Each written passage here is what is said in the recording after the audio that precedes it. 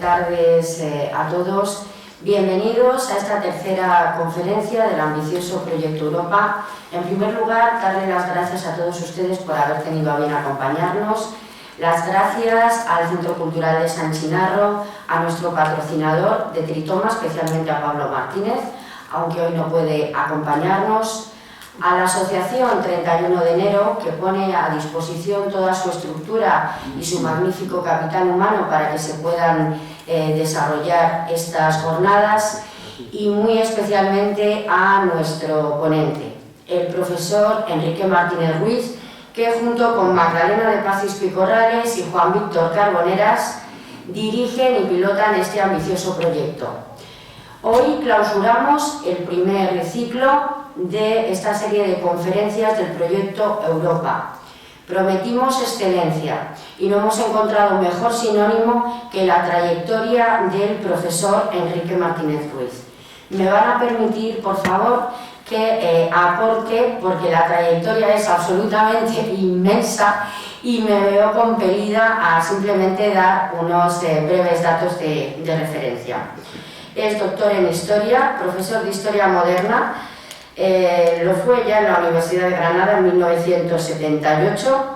Desde esta fecha prestó sus servicios en la Facultad de Geografía e Historia Complutense de Madrid como catedrático y profesor emérito de Historia Moderna. Ha sido profesor invitado en numerosas universidades extranjeras, Paul Valéry de Montpellier en Francia, en Coimbra, Poznan, en Lima, en Venezuela, en México, me podía ir a todo el mapa geográfico. También profesor invitado en centros de investigación extranjeros. Ha participado en numerosos congresos, seminarios y reuniones científicas en su especialidad. Sus líneas de investigación principales fueron seguridad y orden público y, sobre todo, historia militar. Ha dirigido más de 30 memorias de licenciatura y unas 20 tesis doctorales. Autor de más de 200 publicaciones especializadas, de las que se pueden destacar los libros La delincuencia contemporánea, Aproximación a la delincuencia isabelina, La seguridad pública, La guerra de la independencia, Claves españolas en una crisis europea, el magnífico libro Los soldados del rey, Los ejércitos de la monarquía hispánica, La Iglesia española contra Napoleón. Sus últimas publicaciones son La mejor biografía jamás escrita sobre Felipe II, hombre, rey y mito, El bandolerismo español, La flota de Indias, Tragedia en el Madrid del siglo de oro, 2 veces Premio Nacional de Historia, Premio de Ensayo y Humanidades Ortega y Gasset Villa de Madrid, académico numerario de la Academia de las Ciencias y las Artes Militares, académico correspondiente de la Academia Portuguesa de Historia y de la Real Academia de la Mar, codirector del programa Encuentros Históricos España-Suecia. Su actividad académica investigadora se ha visto reconocida con la concesión de la Gran Cruz de Plata al Mérito con distintivo blanco de la Guardia Civil, de la Gran Cruz de Primera Clase con distintivo blanco del Ejército y de la Gran Cruz de Primera Clase de la Armada, también con distintivo blanco. Fundó la Asociación para el Estudio de la Guerra de la Independencia, de la que fue el primer presidente. También presidió la asociación, hoy Fundación Española de Historia Moderna, comendador de la Orden de Estrella Polar, correspondiente de la Sociedad de Historiadores Argentinos. Ha recibido la medalla de la Facultad de Derecho de la UNED y en la actualidad sigue colaborando en numerosos proyectos académicos nacionales e internacionales. A todos estos galardones se suma uno muy recientemente de la Fundación en Literatura Iberoamericana, recientemente galardonado. Y por mi parte, muchísimas gracias, profesor. Estamos deseando escucharte.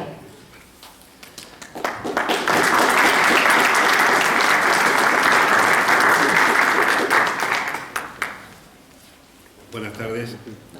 No sé si funciona.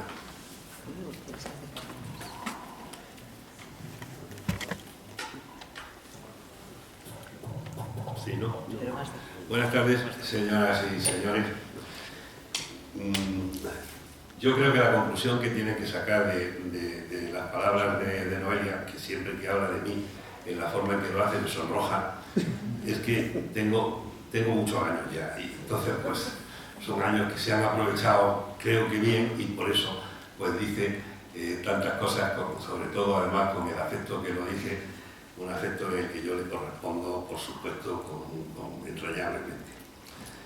El tema que nos ocupa esta tarde, pues desde mi punto de vista es el de la crisis más importante que se ha producido en la historia de Europa, porque no es solamente una crisis religiosa, es una crisis religiosa que tiene bastantes flecos y hace del continente europeo, después de esta crisis, un continente diferente al que existía anteriormente. Yo creo que en la mente de todos nosotros, permítanme que yo en este caso me excluya por lo que le voy a explicar después, pero en la mente de los que estamos aquí, la idea que tenemos de la COVID o del COVID es que es la plaga, la pandemia más importante que ha padecido la humanidad, una pandemia global. Y tenemos esta idea, entre otras cosas, porque nos falta mucha información. Y esa falta de información ha generado en nosotros una especie de incógnita, de zozobra, de no saber que nos estamos moviendo en un terreno cierto, porque ha afectado a todo el mundo, pero todos los gobiernos han sido bastante meticulosos a la hora de filtrar la información. No tenemos ni idea del tipo, del número de muertos que se han producido en el mundo como consecuencia de esta pandemia. Pero antes que el COVID, Europa tuvo también una epidemia de efectos demoledores. Es la peor pandemia desde mi punto de vista que ha tenido Europa y el mundo conocido entonces. Es una epidemia de peste negra, una epidemia de peste bubónica que afectó a Asia, a Europa y al norte de África a mediados del siglo XIV. Y eso era lo que se conocía del mundo entonces. De manera que, en este sentido, esta epidemia de peste negra es tan global como el COVID actual. Tampoco sabemos el número de muertos que hubo en la epidemia de peste negra, pero se han querido hacer unos cálculos analizando epidemias posteriores más localizadas y con una información más precisa, pero la verdad es que los resultados son un tanto decepcionantes, porque algunos cálculos llegan a los 80 millones de muertos y otros cálculos llegan hasta los 200 millones de muertos. Entonces hay ahí un abanico enorme y resulta difícil poder movernos con esa ambigüedad. Se piensa que entre el 30 y el 60% de la población europea murió en esa epidemia. O sea, Europa vino a perder aproximadamente la mitad de su población. Esto es una catástrofe que no se ha visto en ningún otro momento ni en ninguna otra epidemia, ni siquiera en el COVID. El impacto causado por esta epidemia fue enorme. Aquí he traído este cuadro de Hans Stiegler el Viejo, porque es el triunfo de la muerte y refleja muy bien lo que pudo ser la impresión de los europeos ante este desastre. Está la muerte por doquier, está representada todas las clases sociales, el rey, el eclesiástico, el guerrero. Únicamente hay algo de esperanza en esta especie de pareja que parece que esa tremenda desgracia no va con ellos, pero es aterradora porque aquí tenemos cabalgando a uno de los jinetes del Apocalipsis, a la muerte, que es la que está cabalgando justamente sobre los vivos. Entonces, a las pérdidas humanas y también a las pérdidas económicas hay que sumar las psicológicas, porque estas imágenes tenían que ser demoledoras entre los contemporáneos. El ver esa cantidad de ataúdes que se llenaban de muertos, esos carros que circulaban por la ciudad llevando al cementerio o a las afueras a los difuntos, pues tenía que causar necesariamente una tremenda inquietud. Por eso surgieron explicaciones muy diversas, más o menos. Algunas pues hablaban de que era un castigo de Dios a la humanidad por los pecados de los hombres. Otros decían que no, que era el demonio el que había venido a la tierra para acabar con el género humano y llevárselos a todos al infierno. Otros hablaban de espíritus malignos que recorrían la tierra sembrando el terror. Y esto creó en los contemporáneos pues una angustia grande, porque lo que querían era saber cómo alcanzar, en medio de esta tragedia, cómo alcanzar el más allá, la bienaventuranza de la otra vida. Y desde entonces en Europa se genera un clima de inquietud religiosa que fomenta devociones y prácticas piadosas y que se va concretando en los problemas que genera la incógnita de la salvación y lo que significa el pecado. Hay una pregunta que flota en el ambiente y que se hacen los contemporáneos, todos. ¿Qué hay que hacer para salvarse? Y deseaban tener una respuesta clara, una orientación sobre lo que había que hacer efectivamente para salvarse y lo que era el pecado para no incurrir en el pecado que estorbara el camino hacia la salvación. Sin embargo, en esa angustia generalizada, la Iglesia no daba respuestas. Por lo menos no respondía en la manera en que la gente lo necesitaba. Había una concepción de un Dios justiciero, implacable, lejano, poco accesible. Entonces, para aproximarse a esa figura tan aterradora, tan tremenda de Dios, pues se buscaban intermediarios y se multiplicaron las devociones a la Virgen, a los santos, se adoraban la reliquia, se practicaba el rezo del Santo Rosario y otro tipo de oraciones, y se compraban indulgencias. Unas indulgencias que podían ser plenarias o parciales. Si eran plenarias, perdonaban los pecados que se habían cometido a lo largo de la vida, y si eran parciales, pues perdonaban los pecados que se habían cometido en un determinado plazo o en un determinado momento. Y eran unas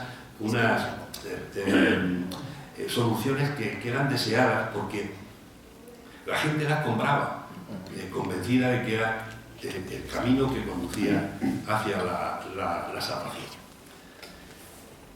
En este ambiente, en donde había un interés enorme en saber cómo se podía uno salvar, había también un gran temor al pecado, porque suponía la condenación eterna. En ese ambiente quedó patente la decadencia de la Iglesia, y quedó patente que esa Iglesia necesitaba una reforma en la cabeza y en los miembros. El pontificado acababa de salir del clima de Occidente y entonces estaba bastante desprestigiado. Además, había unas notas de secularización que imperaban en la corte pontificia, que también iban en su descrédito. El nepotismo funcionaba persistentemente, en donde los papas y los cardenales protegían a sus familiares o a sus amigos, y además poseía una enorme riqueza que para algunos místicos y para muchos pensaban que se podía haberse apartado de la línea de la salvación y de la línea evangélica que había establecido Jesucristo.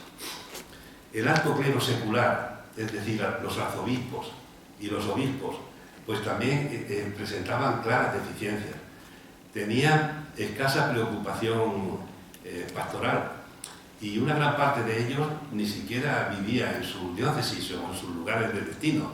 Estaba en grandes ciudades, en las proximidades de su familia, o incluso esperando alguna solución que estuviera más en consonancia con sus aspiraciones terrenales que lo que significa su significación evangélica.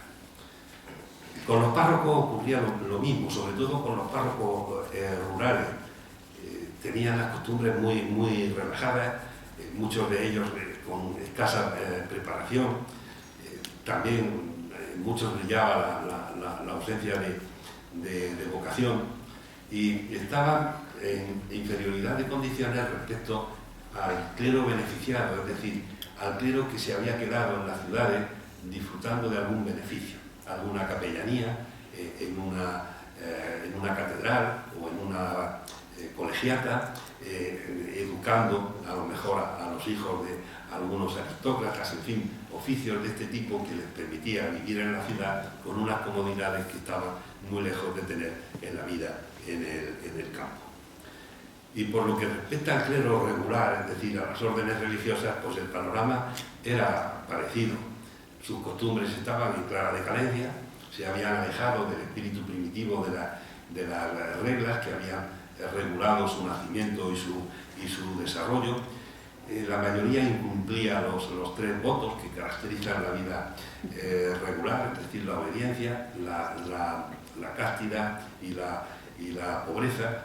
Y además, incluso dentro de una misma orden religiosa se producían grandes desequilibrios, porque había conventos que estaban prácticamente en la más absoluta miseria, mientras otros disfrutaban de los beneficios que reportaban los señoríos y las rentas que recibían.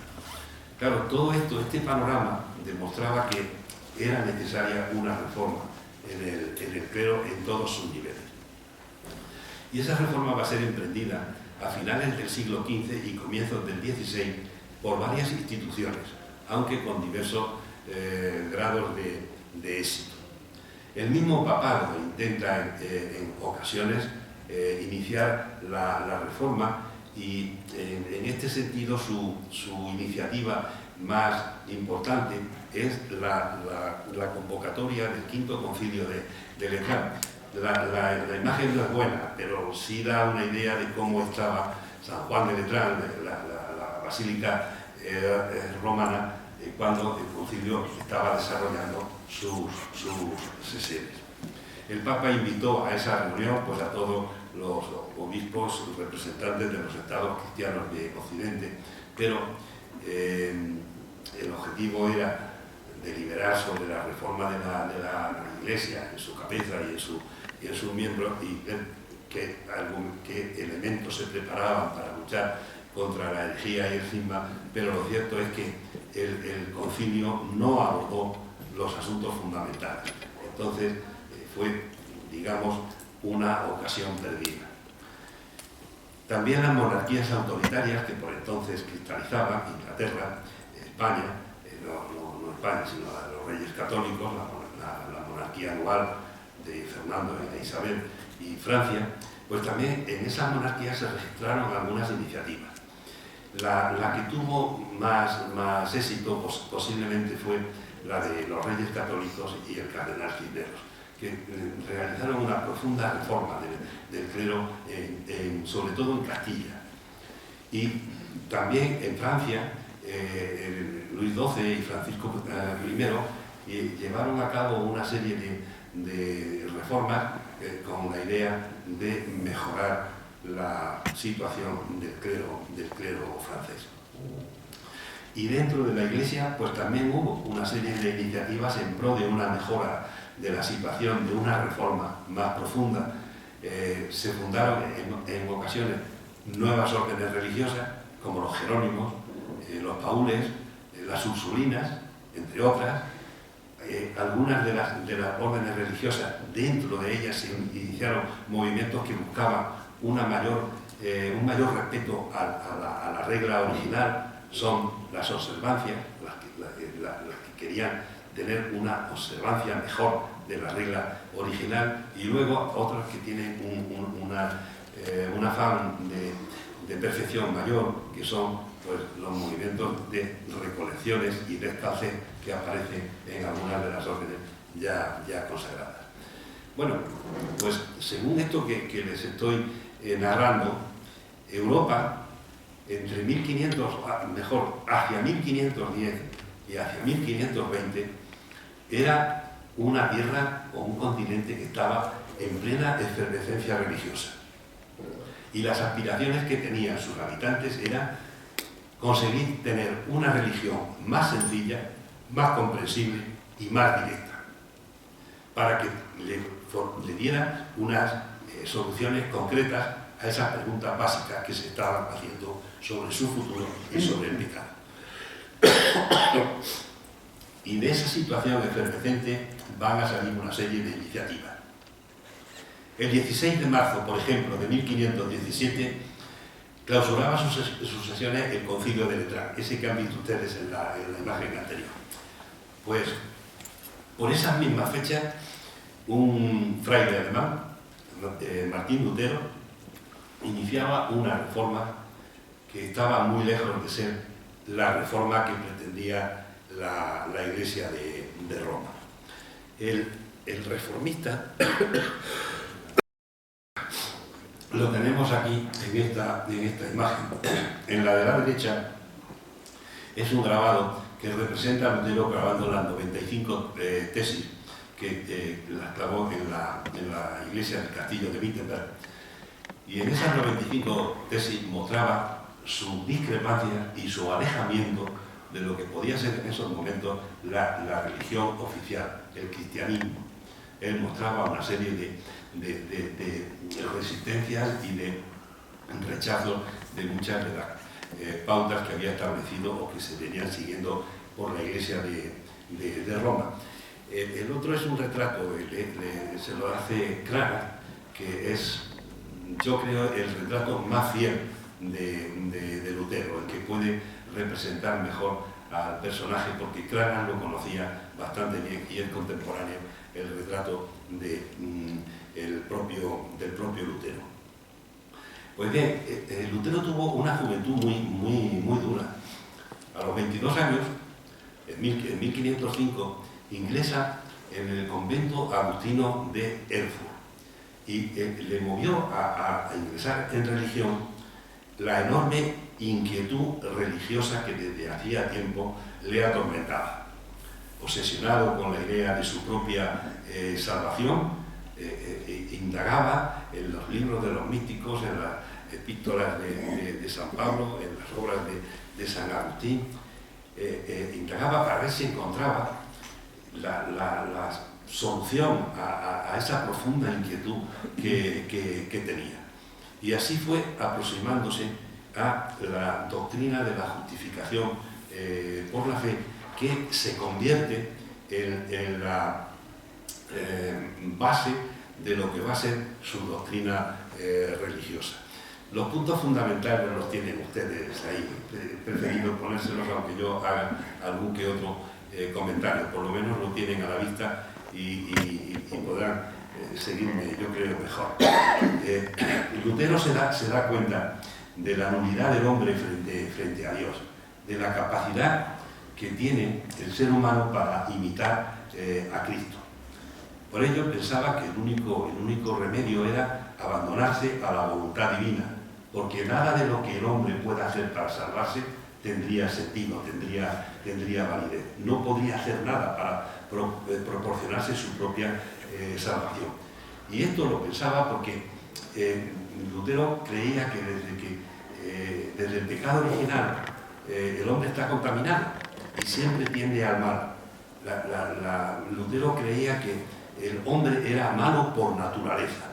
Entonces, si eso era así, solo Cristo, a través de sus méritos en la cruz, podría salvarlo.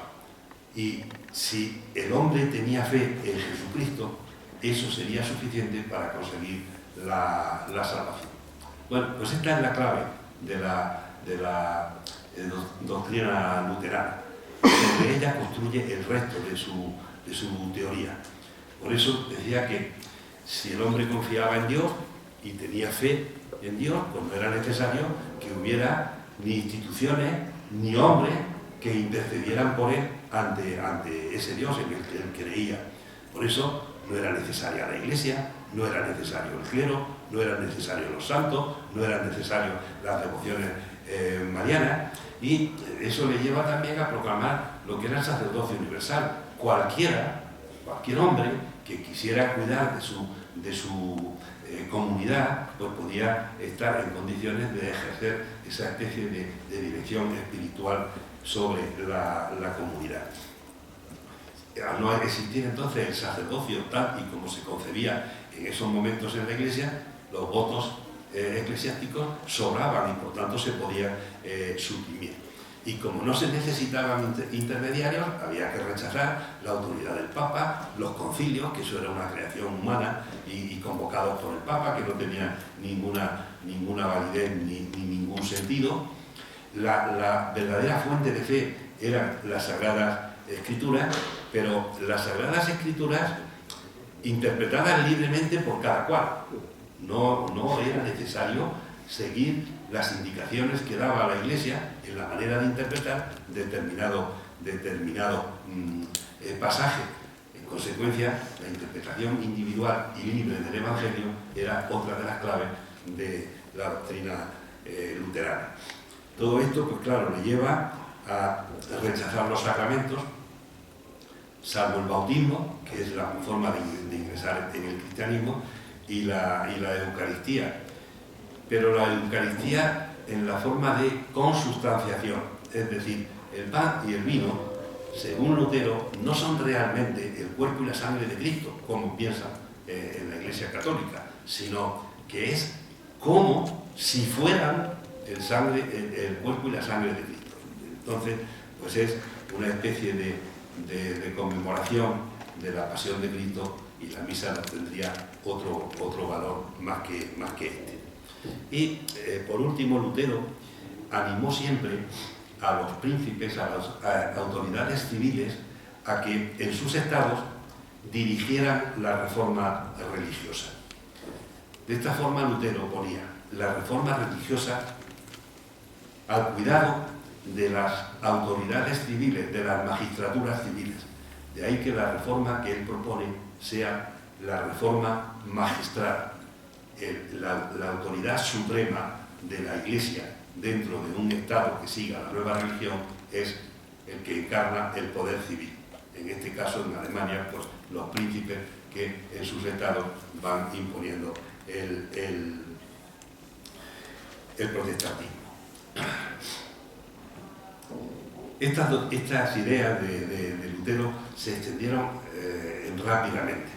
Los predicadores místicos las extendieron por toda Alemania, y eso va a generar que la reforma religiosa entrañe una revolución política, social y económica, porque habrá grupos que quieren utilizar las nuevas ideas religiosas en beneficio de la mejora de su posición en esos momentos dentro de la sociedad.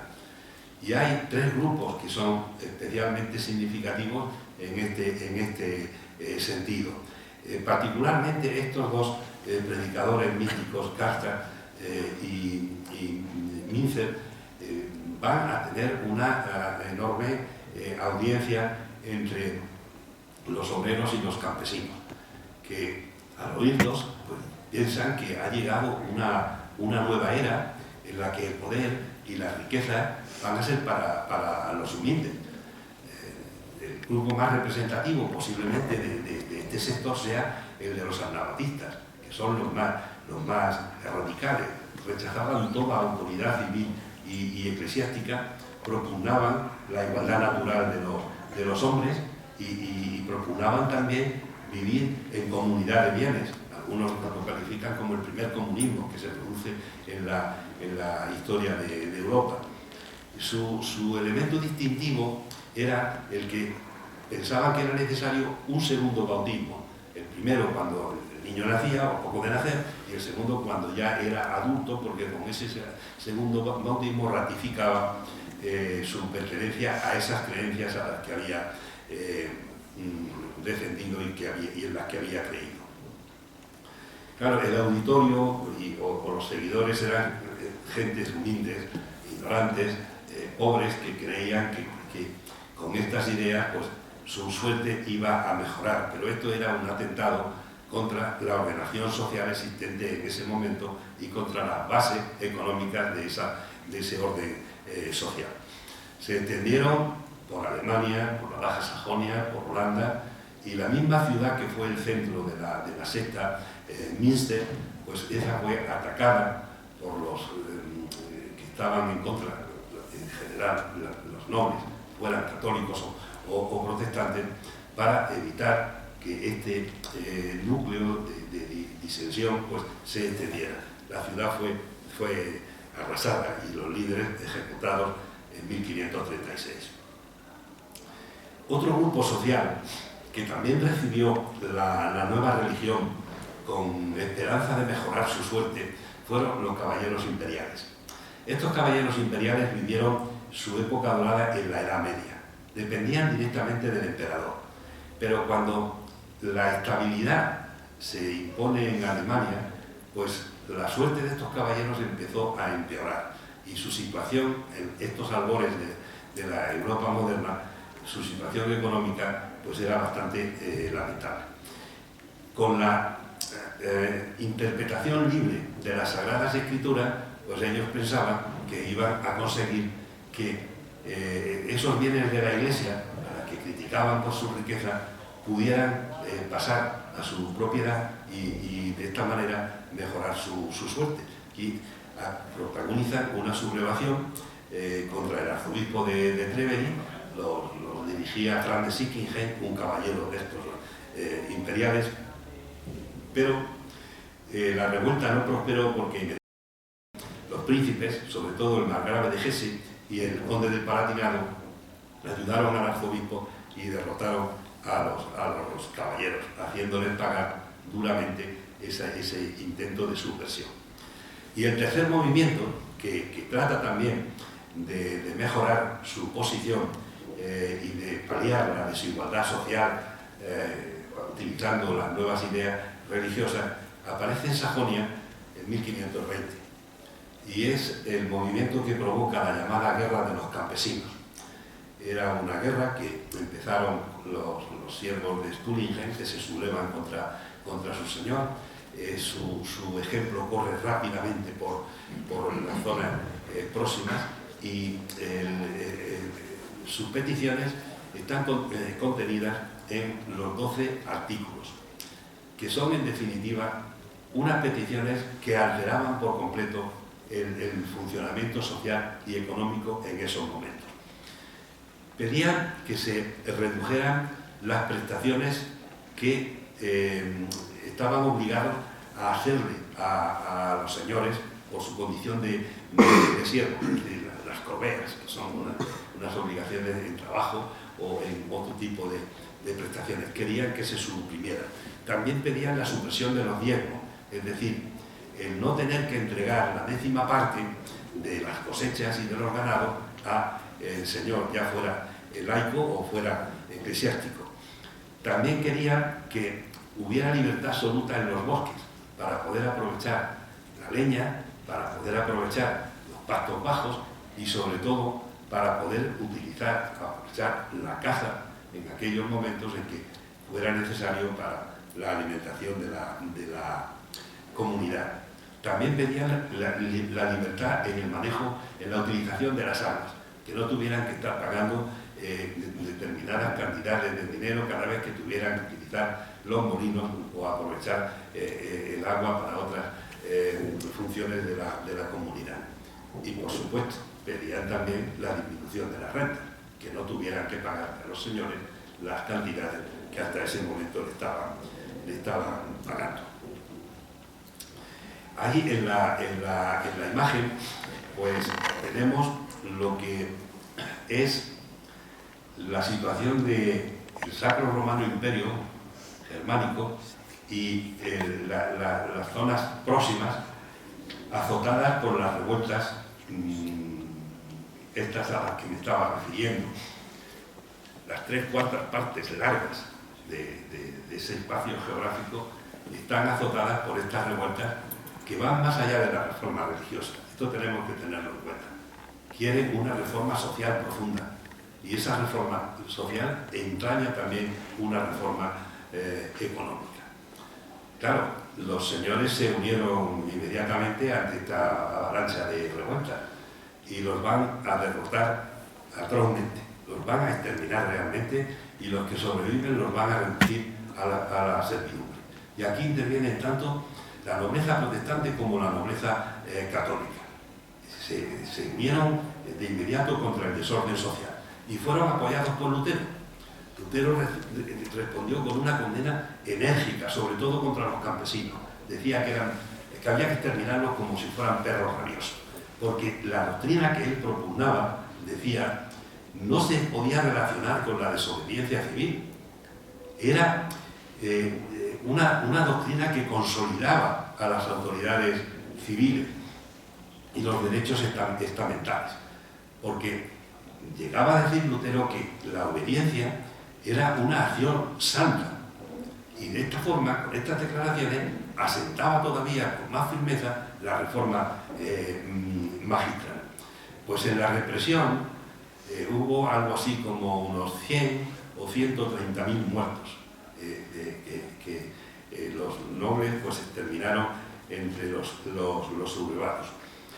Y cuando esto acabó y controlaron la situación, los príncipes alemanes se dieron cuenta de varias cosas. La primera, que la reforma defendía su poder dentro de su propio Estado, al considerar que era la pieza fundamental. Que también defendía su poder frente a Roma, porque ya no reconocía al pontífice. Y también defendía su poder frente a Carlos V, al que consideraban un católico centralista que les estaba acusando de vincularse a la reforma. Pues bien, a partir de aquí empiezan los problemas religiosos y políticos en el imperio, que van a desembocar en una guerra. La religión se utilizó como justificación para encabezar un movimiento en contra de la política centralizadora de Carlos V, y como Carlos V estaba en guerra con Francia, no pudo prestar toda la atención que el problema alemán merecía, no pudo ocuparse del problema protestante en Alemania. Y eso favoreció la consolidación en Alemania del movimiento reformista y el movimiento de los príncipes. Así que hubo que buscar la solución en la negociación. Se llega a la paz de Augsburgo de 1555, mediados del siglo XVI, por el que se admitía la existencia del luteranismo en pie de igualdad prácticamente con el catolicismo, y se determinaba que cada príncipe en su estado impondría la religión que considerara que era la verdadera, la que él iba a seguir, y los disidentes tendrían que marcharse a otra parte. Todo esto que estaba pasando en Alemania pues tuvo su eco en el resto del continente, y repercutió muy pronto en Suiza. Suiza llevaba 2 siglos resistiendo a los ejércitos imperiales porque quería mantener su independencia. Y a finales del siglo XV, por fin, van a ser reconocidos los cantones que resistían y luchaban contra el imperio, van a ser reconocidos como una fuerza, como una entidad independiente. Son los cantones confederados. Pero en todo este tiempo los cantones también habían luchado contra Austria, contra Saboya y en Italia, y habían conseguido incorporar una serie de territorios que no entraron en pie de igualdad con los cantones, sino que se les va a dar una condición como de bailías que se admitían en la Confederación, pero que quedaban bajo la autoridad de los cantones, que las gobernarían por turno. Entonces, sobre esa situación política, la reforma en Suiza iba a ser una reforma religiosa y al mismo tiempo una revolución política. Y eso se lo debemos bueno, estos son unas imágenes de la guerra, sobre todo de la guerra de los campesinos, porque si se fijan bien verán que hay instrumentos agrícolas, que son los que los campesinos estaban utilizando en muchas ocasiones al enfrentarse con las tropas de los señores. Hasta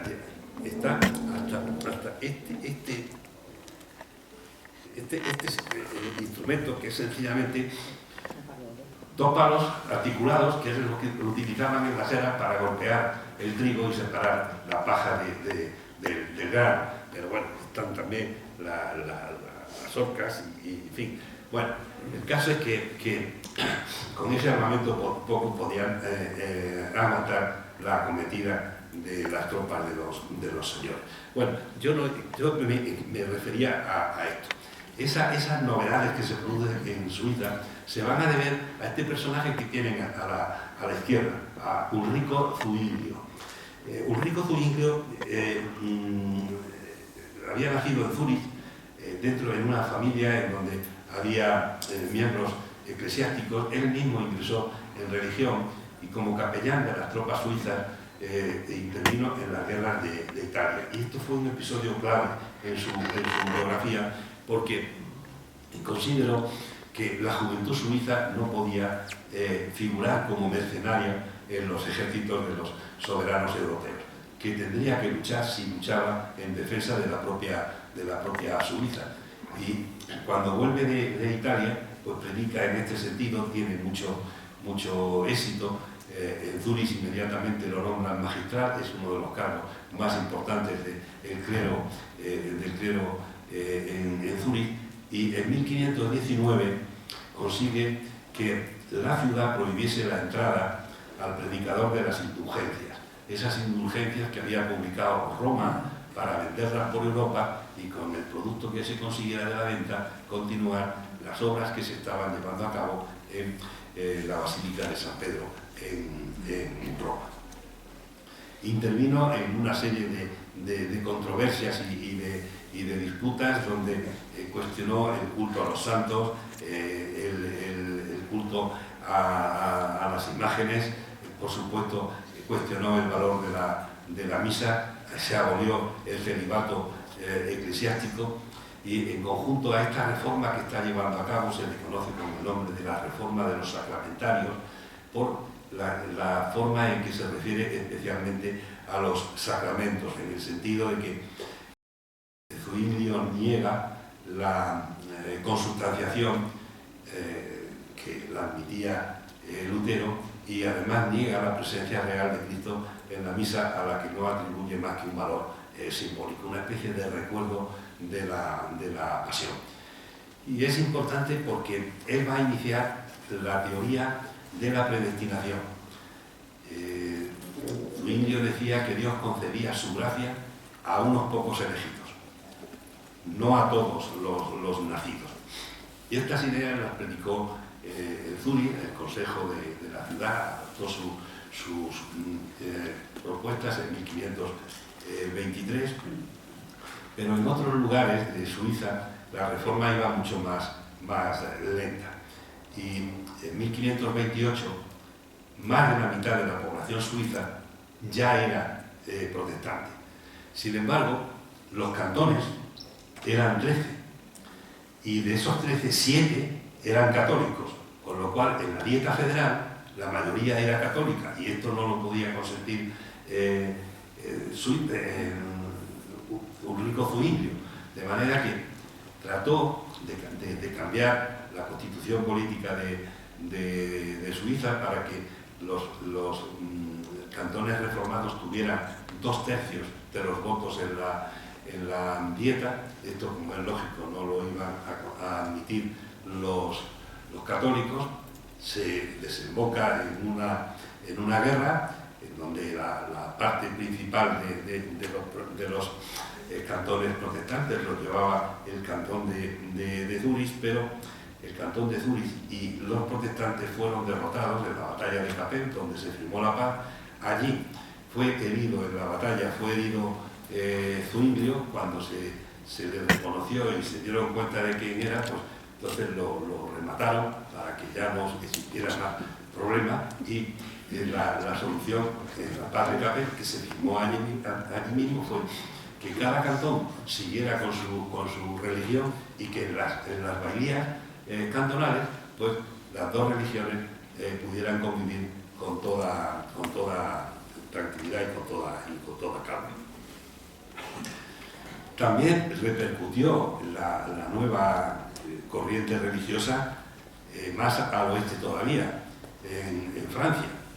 Y en Francia la reforma hay que buscarla en el personaje que tienen a la izquierda, Jean Lefebvre, que escribió varias obras, pero hay una particularmente interesante, que es el comentario a las epístolas de San Pablo. Y en ese comentario proclamaba lo que Lutero, que la Sagrada Escritura era la autoridad exclusiva a la que había que atenerse. También propugnaba la salvación por la fe y no por las obras. Rechazaba la oración en latín, rechazaba el celibato eclesiástico, las supersticiones locales y, por supuesto, consideraba la misa como una mera conmemoración. Estaba muy en la línea, por tanto, de Lutero. Y la señora que tienen a la derecha, Margarita de Angulema, casada con el duque de Alençon, hermana de Francisco I, el rey de Francia, constituyó en Meaux un grupo con los principales reformistas franceses, que cuando la situación empezó a cambiar, el círculo tuvo que disolverse y se disolvieron y se desparramaron por distintos lugares tratando de mantener la nueva religión reformada. En esa tesitura, en la Sorbona, se genera un debate y el rector pronuncia un discurso de contenido reformista. Ese discurso se lo había preparado un joven, Juan Calvino, y cuando terminó el debate los dos fueron denunciados y los dos tuvieron que huir para no ser detenidos y conducidos a la hoguera. Y se refugiaron en Basilea. Cuando Calvino llegó a París, pues era un estudiante bastante brillante. Y estando cursando los estudios allí, vio que la religión en la que él estaba hasta ese momento que no le decía nada. Entonces abandonó París, se fue a Noyon, que era el sitio donde él había nacido, y allí creó el núcleo protestante más importante de la Picardía. Y cuando también vio que aquello llegaba un poco a su límite, pues decidió volver a emigrar y entonces llegó a Ginebra. Allí había llegado precisamente Guillermo Farel. Guillermo Farel era el orador más brillante del círculo de Meaux y no se sentía con fuerzas suficientes para poder crear en Ginebra la ciudad de Dios. Y eso fue el cometido que le encargó a Calvino cuando llegó. Le encomendó que se encargara de reformar la doctrina y la disciplina de la Iglesia, las instituciones del Estado, las costumbres privadas, y basándose en esa especie de concesión, Calvino gobernó desde 1541 a 1564, 23 años, con un gobierno de lo más absoluto que podamos imaginar. Y bajo su indicación, el consistorio, el rector de la ciudad, creó el Tribunal de las Costumbres. Bueno, pues ante este Tribunal de las Costumbres eran conducidos los ciudadanos ginebrinos por los motivos más diversos. Se le podía acusar por haberse jugado un cuartillo de vino, por vender hierbas, por aplicar remedios caseros, por encender un cirio, por decir letanías, por no prestar atención al sermón, en fin, por las cosas más líneas. Es cierto que las condenas no eran muy graves, pero a los reincidentes sí se les podía llevar ante el Consejo, que podía decretar su prisión. Para imponer estos criterios, pues la resistencia fue muy dura y hubo disidentes contra los que se procedió con toda energía. Y uno de los que padecieron esta represión dura pues fue Miguel Servet, el médico español, el que descubrió la circulación menor de la sangre y que en esos momentos pues era una de las figuras más tolerantes y que procuraban pues, un mayor entendimiento entre los hombres. Miguel Servet fue quemado en las afueras de Ginebra. Hoy pues, hay allí una placa perdida en medio de un jardín donde apenas si hay acceso, que indica que allí en ese lugar había sido incinerado este español, y su ejecución generó un debate sobre la conveniencia, o mejor dicho, sobre la legitimidad de quemar al hereje. Calvino, por supuesto, sostuvo esa legitimidad, que era legítimo condenar al hereje. Pero esto no le ha valido ninguna crítica a Calvino. En cambio, a nuestra Inquisición le han machacado por activa y por pasiva, aludiendo precisamente a este tipo de sentencia. Bueno, el caso es que la doctrina de Calvino está contenida en su obra La Confesión de Fe, y sostiene que efectivamente la única regla de fe es la Sagrada Escritura. Redujo el culto a una simplicidad muy austera. En realidad el culto consistía en el canto de los salmos, una plegaria, y suprimía todo lo que pudiera distraer los sentidos. El momento clave era el sermón, y las imágenes desaparecieron, lo mismo que los ornamentos, las vestiduras sacerdotales, hasta el altar desapareció en el templo calvinista. Y lo más significativo es el dogma de la predestinación, porque según él, todo hombre nacemos predestinados a la condenación eterna o a la salvación eterna, y no vale nada de lo que hagamos, ni las buenas obras, todo esto, la fe, nada, eso no tiene valor ninguno, porque desde el mismo momento en que nacemos ya tenemos asignado un destino. Bueno, pues Calvino fue el inspirador y el legislador de la Reforma en Francia, pero también lo fue en los Países Bajos, en Inglaterra, en Escocia y en Polonia. Pero en Inglaterra, la difusión de la nueva, o la llegada de las nuevas corrientes religiosas, no acaban en herejía, acaban en un cisma originado por una cuestión religiosa que desemboca en una cuestión política. Es el caso de Enrique VIII y de su esposa, de su primera mujer, Catalina de Aragón. Alegando la falta de descendencia masculina, Enrique VIII quería que anularan su matrimonio para poder casarse con una joven aristócrata, Ana Bolena. Que esto lo hiciera un tribunal inglés rápidamente, sin dar tiempo a que su esposa pudiera ni siquiera alegar una defensa, pero el canciller Wolsey le aconsejó que pidiera a Roma la anulación de la bula que le había permitido casarse con Catalina, que era la viuda de su hermano Arturo, que había muerto prematuramente. Y Roma, con esa diplomacia tan característica, dilataba la respuesta. Total, que Enrique se sintió inquieto y deseaba resolver el tema. Depuso a Wolsey, a su canciller, nombró otro nuevo, Thomas Cromwell, y Thomas Cromwell le dijo que lo que tenía que hacer era lo que habían hecho los príncipes alemanes: ignorar la autoridad del Papa, separarse de Roma y convertirse en la autoridad suprema de la Iglesia en Inglaterra. Y otro Thomas Cranmer, que era el arzobispo de Canterbury, pues anuló el matrimonio de Enrique y de Catalina, y le permitió pues, casarse en segunda nupcia.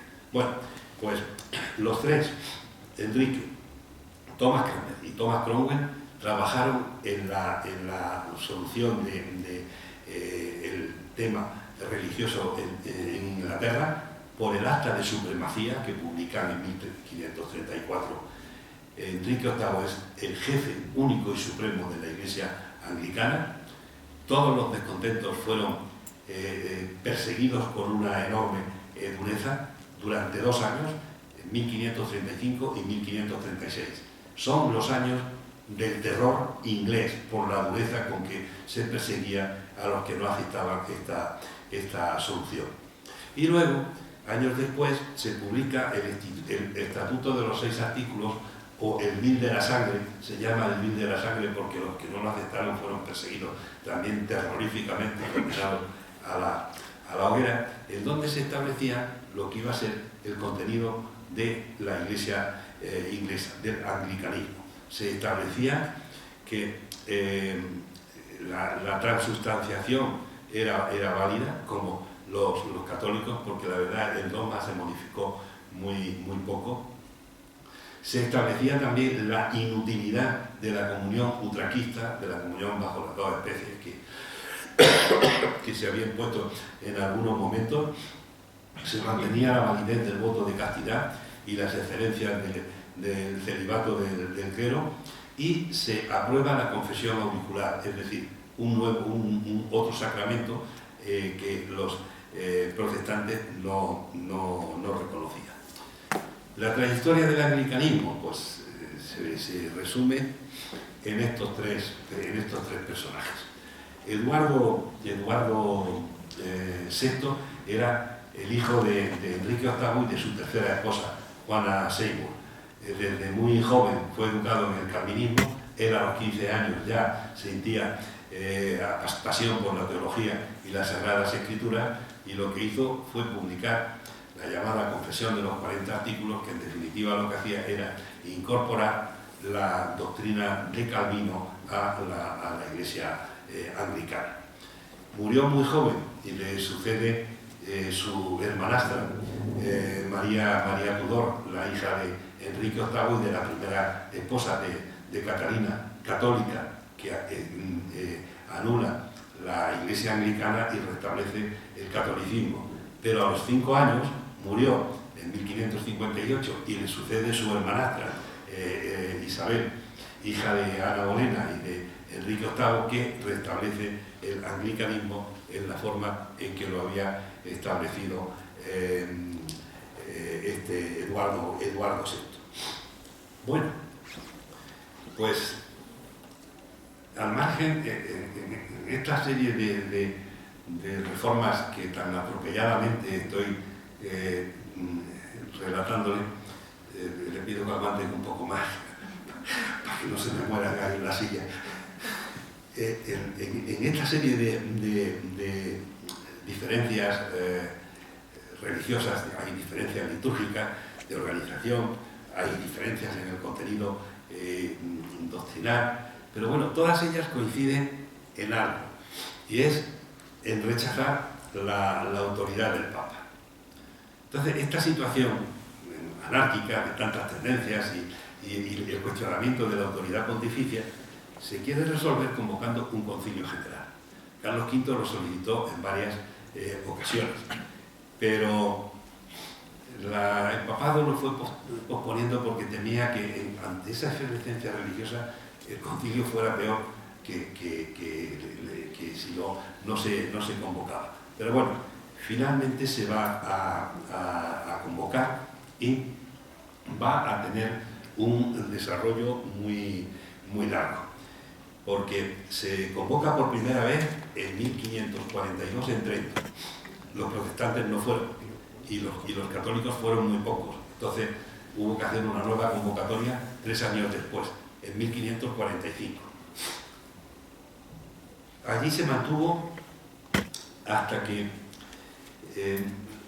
una especie de epidemia de peste que surgió en torno a Trento hizo que el Papa lo trasladara a Bolonia, y durante unos años estuvo interrumpido hasta que pudo reanudarse en 1551, pero como consecuencia de la guerra que estaba desarrollándose en Alemania entre Carlos V y los protestantes, la amenaza del ejército protestante sobre Trento hizo que de nuevo se cerraran las sesiones al año siguiente, en 1552, y ya no se continuó hasta 1562, 10 años después. Ahí tenemos los tres papas que fueron los que lo fueron reanudando sucesivamente. Finalmente, en 1563, Pío IV aprueba las decisiones de Trento. Y las decisiones de Trento fueron de dos naturalezas. Bueno, aquí tenemos una imagen de las muchas que se hicieron del concilio en las sesiones plenarias, en donde estaban prácticamente todos los asistentes. Decía que las decisiones de Trento fueron de dos tipos: dogmáticas y disciplinarias. Las dogmáticas definen la religión católica y es una especie de contrapartida a las propuestas que estaban haciendo los protestantes. Se reconoce con Trento que el Evangelio era la fuente de verdad y de la redención y que la Iglesia era la encargada de transmitirlo. Y la versión auténtica que había que tener era la Vulgata, que incluía el Antiguo y el Nuevo Testamento. Era una traducción de la Biblia al latín que en su mayor parte había hecho San Jerónimo.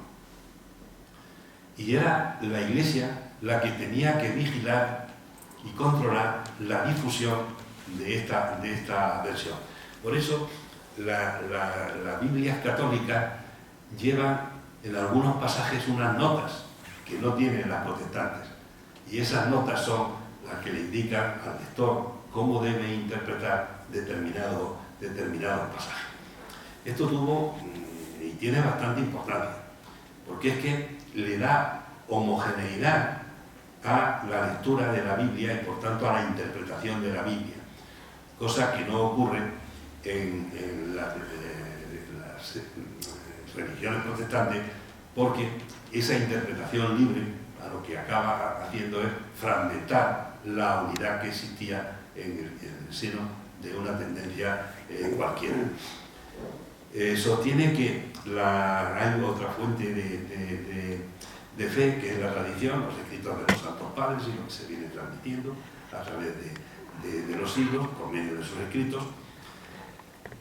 Se dice que efectivamente la justificación y la salvación son obras de Jesucristo, pero el hombre no se salva solo por los méritos de Cristo, como decía Lutero, debía cooperar con obras emanadas de su libre voluntad. En definitiva, Trento está defendiendo el libre albedrío del hombre para decidir y obrar de acuerdo con sus principios, mientras que Lutero negaba el libre albedrío y proponía esa supeditación completa a Jesucristo.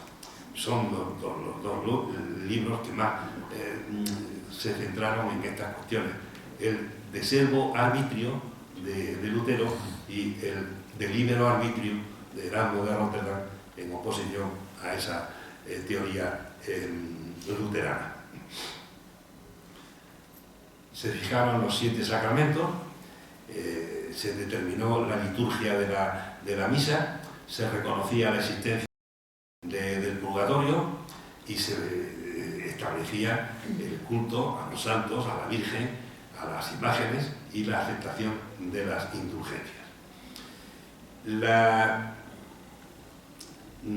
decisiones disciplinarias, pues en realidad estaban destinadas a conseguir una reforma del clero. Por eso se establece la obligatoriedad de los obispos de residir en su diócesis para vigilar el desarrollo de la evangelización en su distrito. Le exige además que prediquen, sobre todo en la misa dominical, le impone la vigilancia de la educación religiosa que se dé a los jóvenes y, por supuesto, la vigilancia del clero para que mantenga una costumbre honorable, la atención a los hospitales, a las parroquias, a los asilos. Impone la creación de los seminarios, que desde entonces van a ser una realidad en la Iglesia católica. A los párrocos les impone la obligación de predicar en los días festivos y además de cuidar de los pobres y los desamparados que hubiera en la parroquia. Y a las órdenes religiosas pues les impone también que respeten las reglas, que se comprometan con lo que ha sido el espíritu de su creador. Y a las femeninas, a las órdenes religiosas femeninas, le impone la clausura. Bueno, pues con esto nos encontramos que la crisis se consuma en Europa, que ya va a existir una Europa dividida en dos bandos muy claros. Los que siguen al pontificado, los católicos, y los que rechazan la autoridad pontificia. Al principio, pues esta división se va a transformar en una serie de encuentros que acaban en guerras.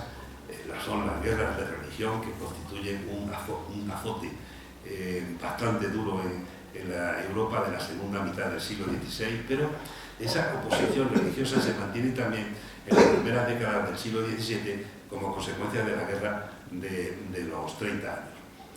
Y la conclusión que sacan los beligerantes es muy clara. No podemos exterminar al que piensa distinto que nosotros en religión. Pues habrá que tolerarlo.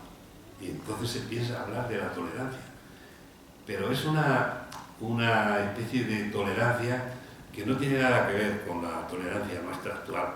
Esa especie de sentimiento de generosidad, de tolerar al que es diferente, o al que piensa de manera distinta. Aquí esta tolerancia nace de una especie de frustración. No consigo mi objetivo, que es eliminarte, pues tendré que tolerarte. Y para que no volviera a repetirse esto, entonces la religión a partir de ahora ya no va a ser una manifestación pública. A partir de ahora va a ir reduciéndose cada vez más al ámbito personal, al ámbito individual. Es cierto que el culto sigue celebrándose de manera colectiva, pero en el fondo el pensamiento que tiene el individuo es el que va a marcar su asistencia a un determinado culto o a otro, y que eso, pues en definitiva, responde a que el sentimiento religioso ha cambiado de ámbito, de ser un sentimiento religioso público que se manifiesta abiertamente y que se proclama a los cuatro vientos hasta el punto de que los europeos mataban en nombre de Dios en las guerras de religión. Pues a partir de ahora va a ser una manifestación individual y privativa de la persona, aunque tenga una manifestación pública.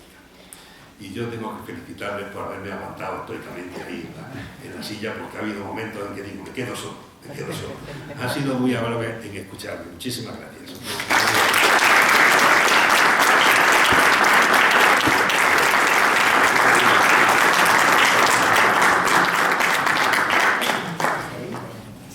Muchísimas gracias, profesor. Abrimos un breve turno de preguntas. Chevalier. Muchas gracias, don Enrique, ha sido muy interesante. Veo que... Luego nos tomamos una cerveza. Veo que ha enfocado usted la charla, como no podía ser de otra manera, en la relación de esa ruptura religiosa con el poder político. Y yo me pregunto por qué consiguieron estas herejías captar el interés de los poderosos, y otras herejías anteriores, como los valdenses, los albigenses, los husitas, etcétera, se quedaron como algo aislado que no prosperó precisamente por todo lo contrario, porque fueron perseguidas y algunas incluso exterminadas. ¿Cuál fue la clave de que resultaran atractivas al poder? No me queda claro. Desde mi punto de vista, es que las tendencias religiosas heréticas que triunfan es porque consiguen tener una clase social implicada en su defensa. Y esa clase social, si es poderosa, es la que garantiza el triunfo. Y eso además se ve en todas. En el caso de la reforma luterana, hay un sector importante de los príncipes alemanes que se apoderan de los bienes de la Iglesia, los expropian y aumentan sus posesiones y claro, no les interesa que de ninguna manera eso vuelva a la situación anterior, porque perderían esas tierras de las que se han apoderado. Fue uno de los puntos que más se tuvo que discutir en la Paz de Augsburgo de 1555, porque los católicos no querían que esas incorporaciones de los territorios eclesiásticos se consolidaran, pero finalmente se aceptaron. En Inglaterra, a pesar de las persecuciones y del terror y demás, en Inglaterra la reforma de Enrique VIII triunfa porque se apodera de los territorios de las órdenes religiosas y luego esos territorios los cede o los vende a la aristocracia. La aristocracia también tiene mucho interés y que a partir de ese momento no se vuelva atrás. Con Zuinglio la situación no está tan clara, porque Zuinglio no consigue el triunfo, y entonces las cosas en Suiza es una especie de pacto entre protestantes y católicos para encontrar un modus vivendi, pero no se modifica realmente nada importante, porque los que se implican en la reforma no tienen fuerza suficiente para imponerse a los que se le oponen. Y luego es que en el caso, por ejemplo, de los caballeros, de los campesinos, es que son revolucionarios y eso no le interesaba a los poderosos. Y entonces se unen contra ellos y como no tienen la fuerza necesaria para ser capaces de resistir a los poderosos, pues por eso son exterminados. Entonces, desde mi punto de vista, yo creo que es clave que exista, que se cree un grupo social lo suficientemente poderoso implicado en la reforma para conseguir imponer esa reforma. Muchas gracias. ¿Alguna pregunta más? Sí, por favor. Y esa reacción de la clase social dominante se puede explicar no únicamente desde la reacción al poder de Roma, sino también a una reacción a la acumulación de poder que estaba produciéndose en el Imperio Español. ¿Al Imperio Español? Sí. No, en estos momentos no. La relación entre Alemania y Italia siempre ha sido muy compleja. En Alemania había unos círculos humanistas que se oponían a la dependencia, a lo que ellos llamaban el sur, y en ese sur se mete a Francia y se mete a España, por ser los reinos españoles, por ser los más vinculados a Roma.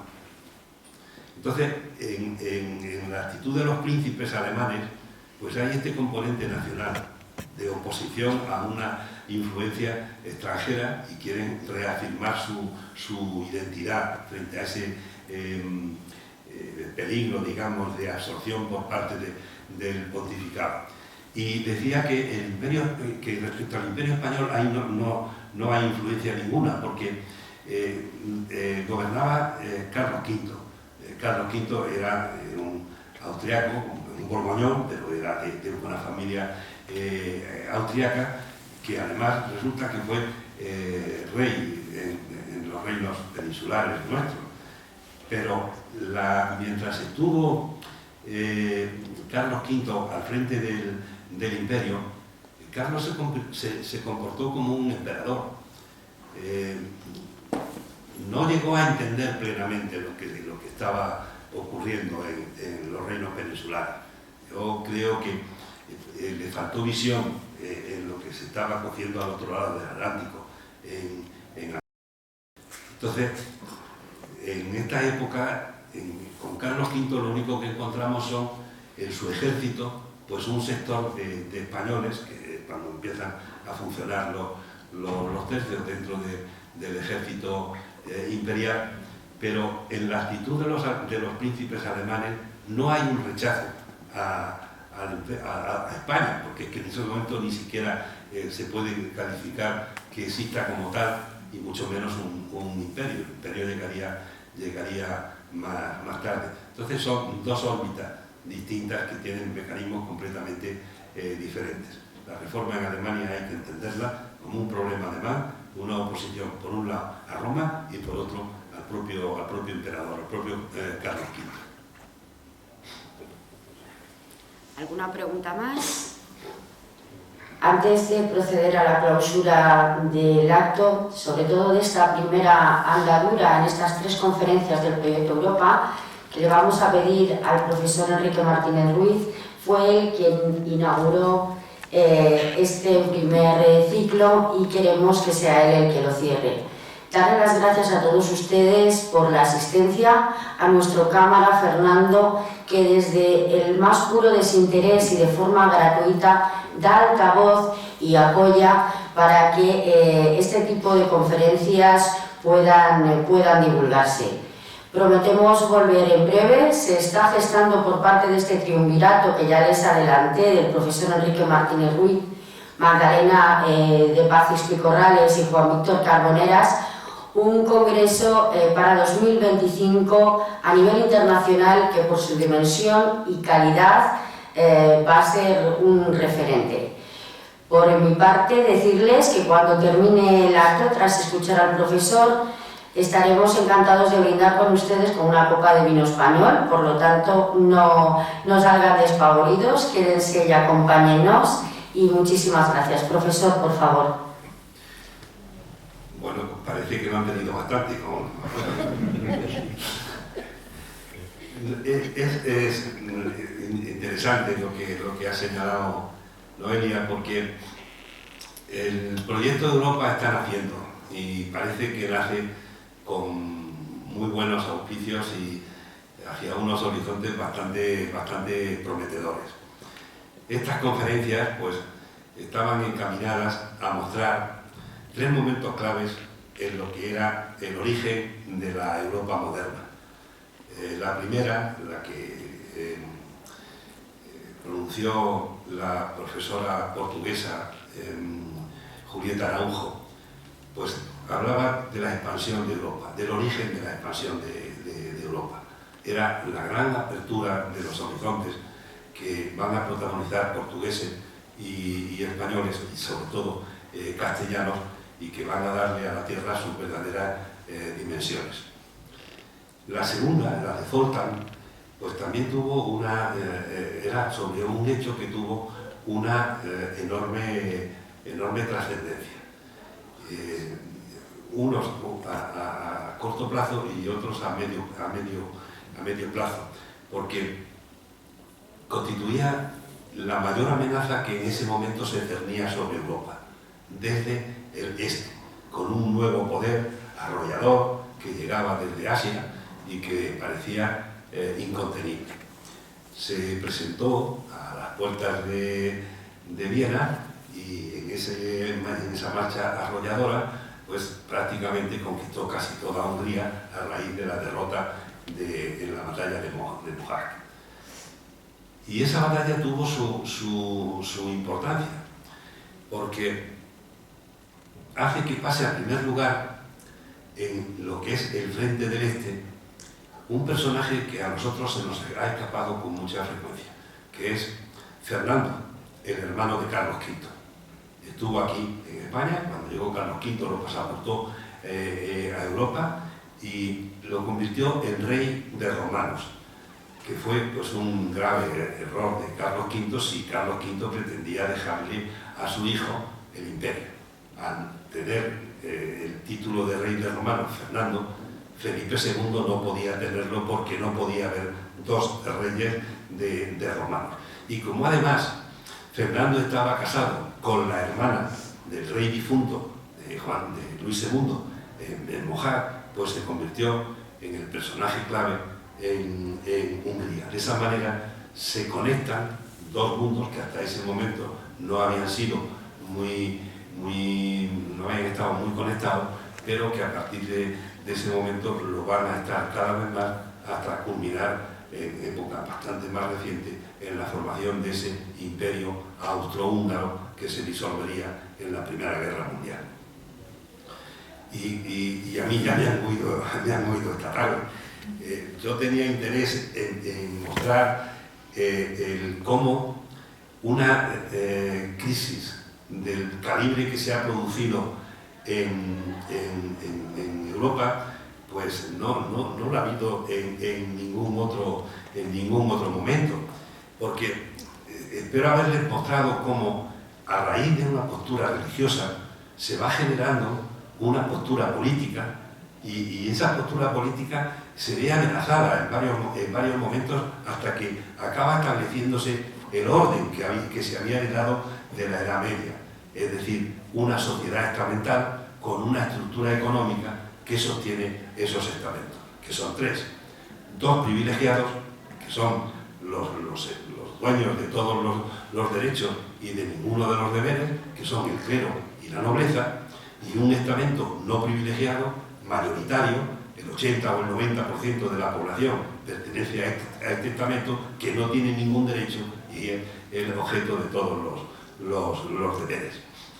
Y entonces, esto que estamos viendo, que era la última imagen que yo traía, pues muestra esa división religiosa a la que antes me he referido con tanto detalle, pero por debajo de esa división religiosa subyace toda una realidad económica, una realidad social que va a pervivir en Europa en los siglos siguientes, hasta el siglo XIX prácticamente. Por eso yo pienso que el ciclo se centraba en unos momentos que son claves en la historia de Europa. La historia de Europa que sale de aquí es completamente distinta a la Europa anterior y va a ser donde se va a generar y a gestar la Europa del futuro. Esa Europa que el proyecto de Europa pretende ir estudiando, analizando, exponiendo, y que, por supuesto, apoyaremos con todas las fuerzas que podamos.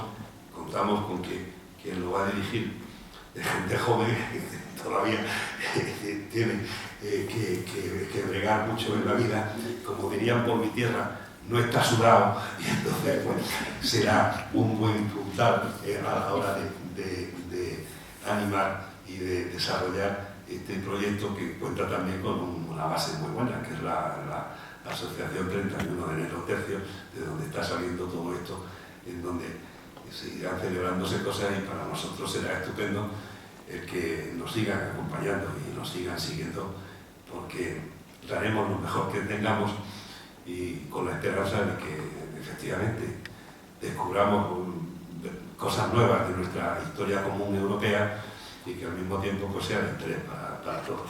Así que muchísimas gracias.